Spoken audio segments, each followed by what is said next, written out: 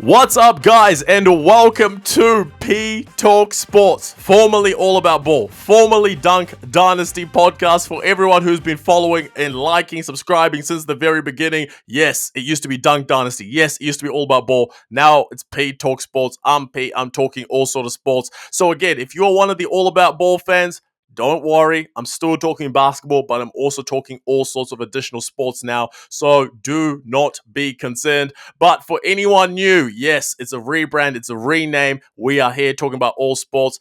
Listen, whether you are someone new, whether you are someone existing, please do me a favor. Like the video, subscribe to the channel, and also comment below when you started subscribing, what the name was of the channel, but also comment below what videos you want to see from me, what other sports you want to see me talk about, because I'm going to try accommodate everyone. Lots of videos, lots of content on the way. But today, we are returning back to the we're returning back to the roots. We are talking about basketball, mainly the NBA, giving my awards predictions, who I think is going to win each of the major awards in the NBA this season. Starting off with the big fish, the NBA MVP. Last season, the winner was Shai Gilgeous-Alexander, leading the eventual NBA champion Oklahoma City Thunder. Can SGA go back to back? I'm going to say no, because my pick for NBA MVP for this season, give me Nikola Jokic. Because when I look at the Denver Nuggets, although Jokic went crazy last season, the biggest thing that hurt his case was the fact that the Denver Nuggets were a 50-win team and OKC were a 68-win team. Now, as much as people hate to admit it, we know what it is, bro. Like, wins play a massive part of who gets the MVP. And when a guy like SGA is balling, playing out of his mind, having the best season of his career, and his team is a 68-win team, including a ton of injuries to some of their key guys, that resulted in Jalen Williams playing the five at certain points, yeah, he deserved MVP. So I don't agree with people who say that Jokic was robbed last year. However, this season, I feel like Jokic is going to average a triple-double again.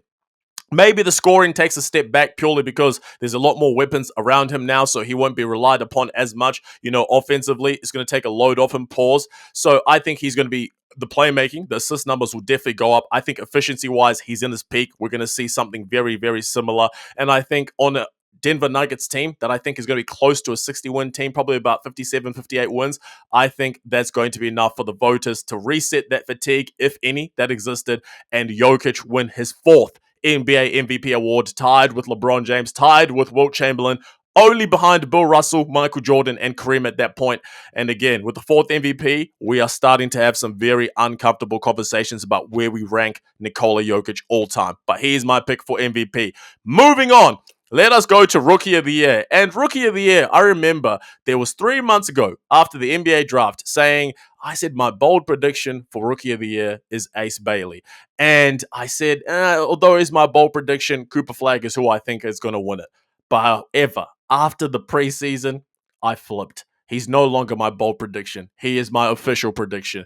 Give me Ace Bailey to win Rookie of the Year. Because unlike MVP, Rookie of the Year isn't about how many wins your team gets. It's usually about who has the best stats as a rookie. And to me, I'm looking at Cooper Flag. Yes, he's going to have a great season, but I'm looking at the Dallas Mavericks. They're trying to compete. Yes, they want Cooper Flag to develop, but they are trying to compete. So there's going to be more of an emphasis on Cooper Flag playing winning basketball. He's not going to get opportunity to sort of go out there and try, ish. He's going to have to play winning basketball. Whereas with Ace Bailey on the Utah Jazz, there's going to be more leeway to go out there and try ish. He's going to get a ton of opportunity, a ton of volume. And I feel for him in that situation, obviously the efficiency may not be as good as Cooper Flag, but the numbers on paper, points-wise, will look very, very good, very appealing to the voters. So I think Ace Bailey, from what I've seen in the preseason, he looks like he's pro-ready. In the mid-range, he's been good, creating separation well, whether it's by himself or using screens. He's done great, and I think he can convert that into a Rookie of the Year that would upset the odds makers over Cooper Flag. So give me Ace Bailey, Rookie of the Year. So moving on, I would love to make another bold prediction for this next award, but Defensive Player of the Year, I'm going with the favorite. Give me Victor Wembanyama, because when we looked at Victor Wembanyama, this dude, 7'5". Offensively, we already know he's the alien. Defensively, if he didn't get hurt last season, apologies to Evan Mobley, but Victor Wembanyama was going to be the defensive player of the year. Because you look at the San Antonio Spurs, yes, they were not a top 5, top 10 defensive team in the league. However, when Wemby's on the court, they were significantly better. And even when Wemby was, not hurt before the injury, they were top 15 defense. The minute he goes out, it's rock bottom. It's bottoms up. They become so bad. Whereas now I feel like if he can stay healthy, if he can play 65 games, that Defensive Player of the Year is going to be the first of many Defensive Player of the Year awards for Wemby. And potentially, it could be more than just a depoy. It could also be an All-NBA first team. But as far as my depoy prediction, give me Victor Wembanyama.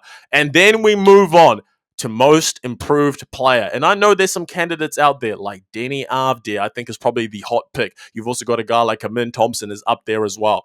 I am going a little bit different. I am going with Andrew Nembhard from the Indiana Pacers as my pick for most improved player because I look at Andrew Nembhard, the way that he played, even when Halliburton's off the court, he plays fantastic. He's a guy that can score the ball. He's a guy that can facilitate well. And now Tyrese Halliburton out the entire season with an Achilles injury. The GM of the Pacers has come out and said he's going to get a lot more opportunity, a lot more usage, talking about Andrew Nembhard. And I'm looking at the weapons that are still on that Pacers team. Yes, there's no Halliburton because of injury. Yes, they lost Miles Turner, but they still got guys in there like Benedict Mathurin, Aaron Naismith, Pascal Siakam. They've still got a pretty good team. And I feel like Andrew Nembhard last season was 10 points, 5 assists. I really do believe he can rise to being about a 15 or 17 point per game scorer. The assists probably go up to about 7. And I think for me, looking at the improvement in those numbers, improvement in play for him as well with more opportunity, I think we're looking at a most improved player of the year candidate. And to me, most improved player of the year winner. Give me Andrew Nembhard. Then, moving on. Sixth man of the year. Now, this is always a pretty hard award to predict, especially preseason, because you never know, how injuries are going to happen. If there's any, injuries that will happen earlier on that will elevate guys who are potentially going to be sixth men into starting roles. But again, I'm taking this at face value that who we have seen start in preseason is who's going to start for these teams, and that guys are going to be healthy. Given that, I'm going to a certain team, the Atlanta Hawks. And when I say the Atlanta Hawks, people will think I'm going to say who? Nikhil Alexander Walker or Luke Kennard. No, no, no, no, no. I am going with my African brother, Onyeka Okongwu, to win sixth man of the year. Because despite all those mouths to feed over there in Atlanta, I really do believe Onyeka Okongwu is a guy that can give you 13 and 7 or 8 off the rebounds. Rebounds off the bench. So 13 and 7. I feel like on a team in the Atlanta Hawks, who last season were a 40-win team, with all these dudes that they've added and got back, I think they're going to be a 52-plus win team. I think they are in line to get some players getting awards. And I think one of those awards and one of those players is going to be Onyeka Okongwu, sixth man of the year. And again, this is a very hot pick. It's a very bold prediction because he is nowhere near the top of the odds makers lists. However, I am backing him. I really do believe he can get it. And also, there is going to be points in time that he gets to start because, again, we know Porzingis is not going to stay healthy the whole time. So, hey, Onyeka will get games where he gets to start. Yes, to pad those stats a little bit, make them look a little bit nicer. But I think ultimately he won't start enough games to affect the sixth man of the year, the bidding or the eligibility. So I think he gets himself, he gets himself that sixth man of the year. So give me Onyeka Okongwu for that award. And then finally, we go to Coach of the Year. Now, Coach of the Year, there's 3 main candidates who I'm looking at a lot. The 3 candidates are Mike Brown for the New York Knicks. I'm looking at Quinn Snyder, and then I'm also looking at Jamal Mosley of the Orlando Magic. And I'm going with the latter, the last one that I mentioned, Jamal Mosley. And the reason I say that is because I look at the Orlando Magic last season. Orlando Magic last season were 41 and 41, which, again, on the surface you say, okay, that's a pretty mid-level record. That's not amazing. But then you realize that Jalen Suggs, Franz Wagner, Paolo Banchero all missed a ton of time, and there was still a 41-win team. Now, you add Desmond Bane. Now, those 3 guys are healthy. I really do believe that we're looking at a team that can be plus 14 in wins because my prediction for them is 55 and 27.